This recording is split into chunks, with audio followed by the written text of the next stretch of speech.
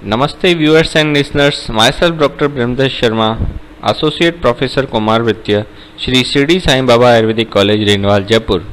Today we are talking about nephrotic syndrome, a disease related to nephrons.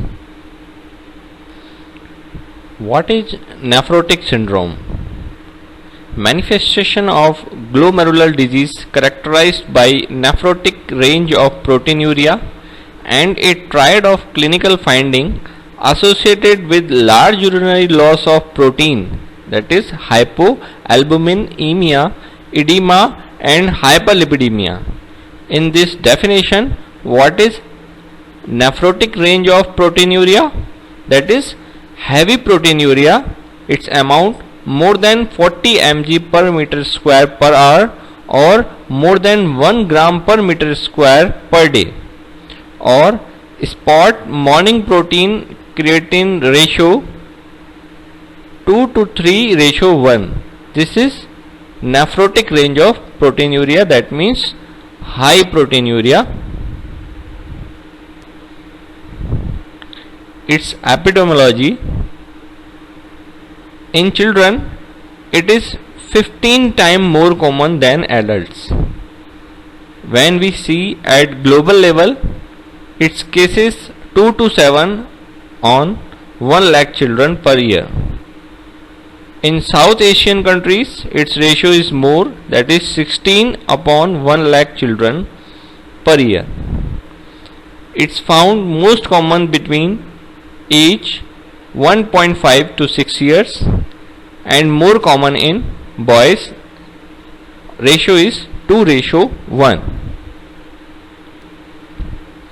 Next is classification and etiology. We will see one by one. First one is genetic, then secondary, and last important is idiopathic. Genetic one is not very common. It's found in very less amount. Its type: Finnish type congenital nephrotic syndrome, focal segmental glomerulosclerosis, diffuse mesangial sclerosis, Danish-Diaz syndrome, Neil-Patella syndrome, Alport syndrome, Charcot-Marie-Tooth disease or Cockney syndrome.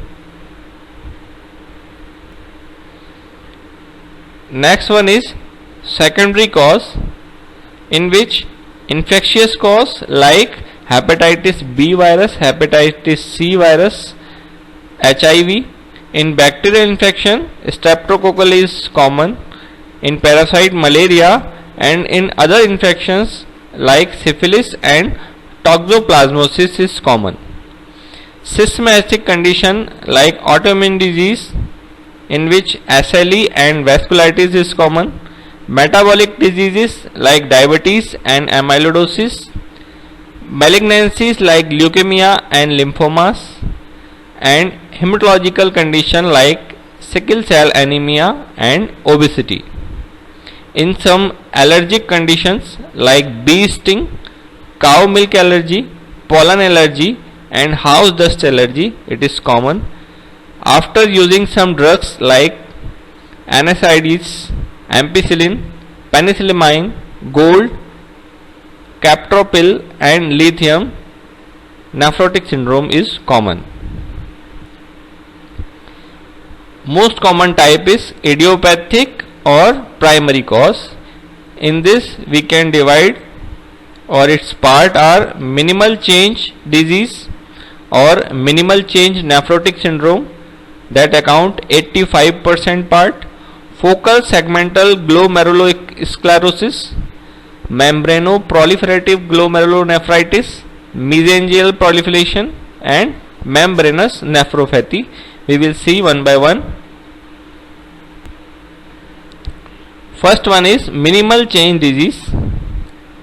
In this, glomerule appear normal, show a minimal increase in mesangial cell and matrix. Immunofluorescent microscopic study typically negative. Electron microscopy shows detraction of epithelial cell. 95% children with minimal change disease respond to corticosteroid therapy. In this, there are very minimal change in glomerular level we seen. Next is mesangial proliferation, that accounts 5% part. In this, diffuse increase in mesangial cell and matrix. Approximate 50 to 60% of patients with the histological lesions will respond to corticosteroid therapy. Next important part is focal sclerosis, that accounts 10% part. Majority of glomerule appears normal or manifest mesangial proliferation. It is frequently progressive, ultimately involving all granuli, and leads to end-stage renal failure in most patients.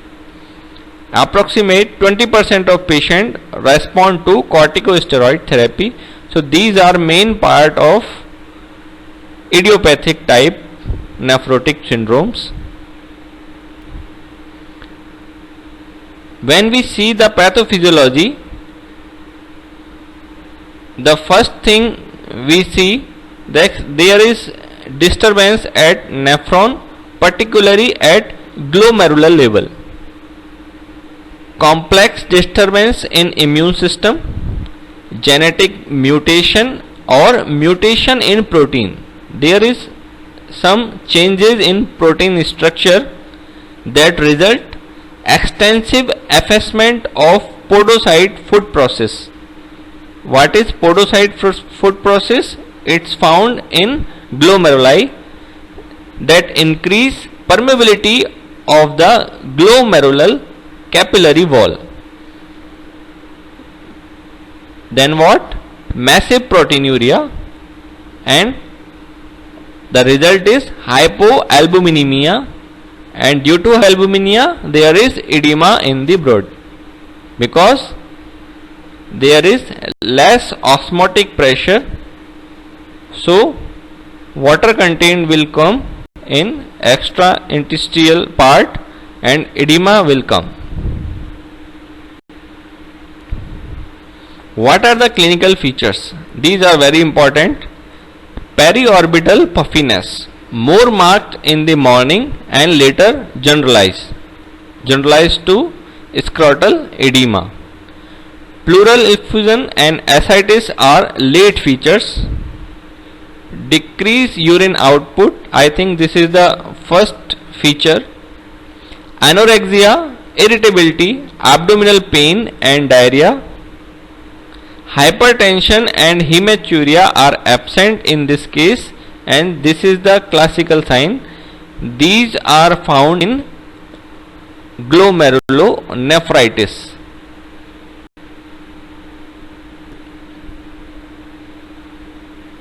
When we see the comparative study, the common age is 2 to 6 years for minimal change nephrotic syndrome, 2 to 10 for focal segmental, and 40 to 50 for membranous nephropathy. In almost all conditions, it's found prone in male, 2:1 is almost common. Asymptomatic proteinuria, maximum found in membranous nephropathy, 20%. Hematuria, maximum found in focal segmental glomerulosclerosis, 60 to 80%. Hypertension, it is mostly found in focal segmental glomerulosclerosis. Rate of progression to renal failure, it is more in membranous nephropathy, 50% in 10 to 20 years, and in minimal change nephrotic syndrome this is non-progressive. Associate conditions usually worse in membranous nephropathy like renal vein thrombosis, systemic lupus erythematosus and hepatitis B. In minimal change nephrotic syndrome usually none. What investigation we should prescribe to to its patients. In urine analysis, there is proteinuria 3 plus or 4 plus. 3 plus mean more than 300 mg or 4 plus more than 1 gram per meter square. Urinary protein excretion more than 40 mg per meter square per hour or more than 1 gram per meter square per hour. 24-hour urine protein, or we can say sport urine protein creatinine ratio is more than 2 to 3 ratio 1. Microscopic hematuria in 10% cases, not very common. Pus cells in underlying urinary tract infections. Cellular cast not found in minimal change disease. When we see at serum level, there is serum creatinine normal, serum cholesterol is more than 200 mg per dl, that is hyperlipidemia. Serum albumin is less than 2.5 gram per dl. Serum C3 and C4 level may be normal or low. Total calcium is decreased in this condition. Other investigation like viral serology, hepatitis B associated with membranous nephritis, blood counts, HB, TLC, DLC normal and ESR is raised. X-ray chest shows pulmonary tuberculosis or pleural effusion. Mantoux test for TB before starting steroid and anti-nuclear antibody for diagnosis of SLE. What are the indication of renal biopsy? Because it is not very common in starting. It should be done when age below 12 months, gross or persistent microscopic hematuria, low blood C3, hypertension, impaired renal function and failure to steroid therapy.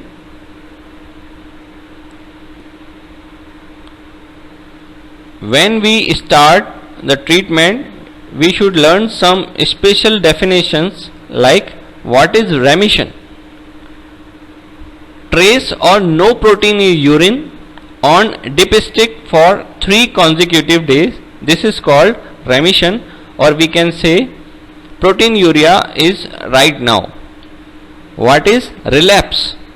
Urine protein is 3 plus or 4 plus for 3 consecutive days after having attained remission. That means proteinuria is corrected one time, then it again start. This is called relapse. What is frequent relapse? 4 or more relapse in 12 months. This is called frequent. What is steroid dependent? 2 consecutive relapse while on alternate day steroid or within 14 days of its discontinuation. What it means? When we stop your steroid therapy, within 14 days the relapse occurs or relapse occur on alternate steroid therapy, it is called steroid dependent. What is steroid resistance? Proteinuria 2 plus or more on daily steroid therapy after 8 weeks. It is called steroid resistance. When we see the treatment, the first come diet. The balanced diet is important. As we know, there is heavy proteinuria, so adequate protein and calories should be in child diet, and high sodium food should be avoided to avoid edema, because it's increase water accumulation in body. Treatment of any infection should be there. Parental education regarding the food and the habits of the child. Child can attend the school if disease is not severe and participate in physical activities as tolerated. First, what we do when the first time patient come to us? We advise him a balanced diet like high protein diet and salt moderation, and we should treat the infections. If significant edema, diuretics should be prescribed like furosemide 1 to 4 mg per kg per day or spironolactone 2 to 3 mg per kg per day. And very important thing is corticosteroid therapy with prednisolone or prednisone. It should be prescribed in starting 2 mg per kg per day for 6 weeks, followed by 1.5 mg per kg single morning dose on alternate days for 6 weeks.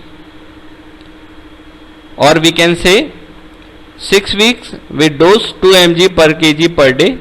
In this period almost remission, and after remission 1.5 mg per kg alternate dose we can prescribe for 6 weeks.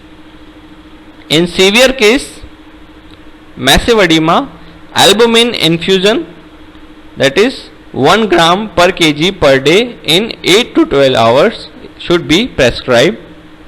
It is not very common in initial episode. In case of frequent relapse and steroid dependence, then relapse is very common. Then what should be done? Prednisolone 0.3 to 0.7 mg per kg for 9 to 12 month alternate day regimen, or maximum 18 month we can give. To stop steroids adverse effect, we can use steroid sparing agents like levamisole, most common 2 to 2.5 mg per kg, cyclophosphamide same dose, mycophenolate mofetil, cyclosporin, tacrolimus and rituximab we can use for steroid sparing agents. In case of steroid resistance nephrotic syndrome, it is diagnosed when lack of response to prednisolone therapy for 4 weeks, there is no remission, we can go for this prescription. We should advise renal biopsy. 10 to 20% it is genetic, mutations in genes encoding podocyte proteins. What are the indication for mutational analysis? That are congenital nephrotic syndrome, family history of steroid resistance nephrotic syndrome, sporadic resistance to steroid, and girls with steroid resistance, focal segmental glomerulosclerosis. What is the management? Steroid with calcineurin inhibitors like cyclosporin A and tacrolimus, ACE inhibitors, ARB inhibitors, HMG coenzymes A and diuretics should be used.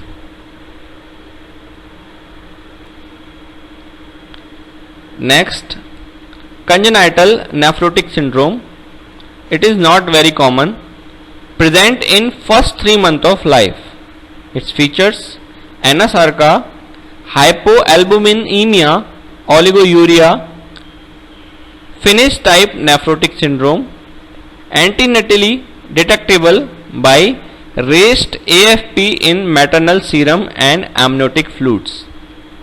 Its complication like failure to thrive, infections, hypothyroidism, renal failure within 2 to 3 years.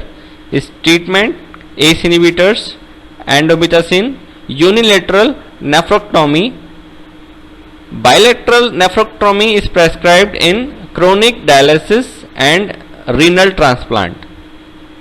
No role of steroid and immunosuppressive agents in congenital nephrotic syndrome. We can differentially diagnose nephrotic syndrome from acute post-streptococcal glomerulonephritis, we will see in next presentation, angioedema, congestive heart failure, nephritis, obesity, oliguria, protein losing enteropathy, proteinuria, systemic lupus erythematosus. SLE. In general care, we discussed diet. Diet should be high in protein and low in salt.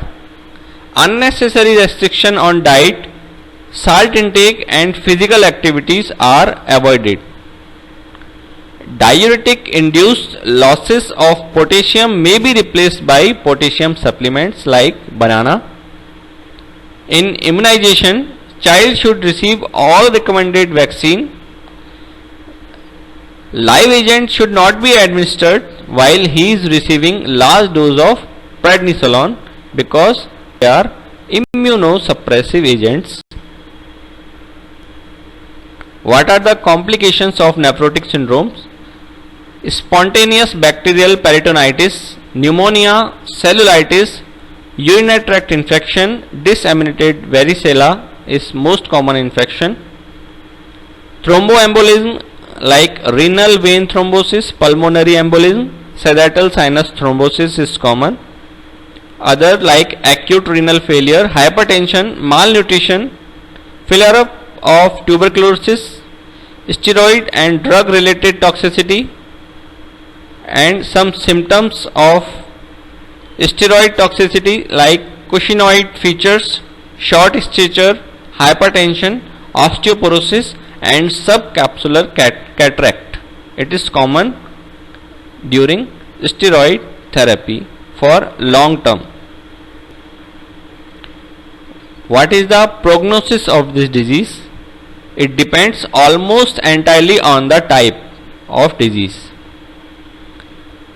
With the steroid, about 80% of children recover, around 10 to 15% go into chronic renal failure, 2 to 4% of mortality occur in minimal change nephrotic syndrome. Only 24% of patients with focal sclerosis are in remission after 20 years, and the cumulative mortality rate is more than 50% in this case.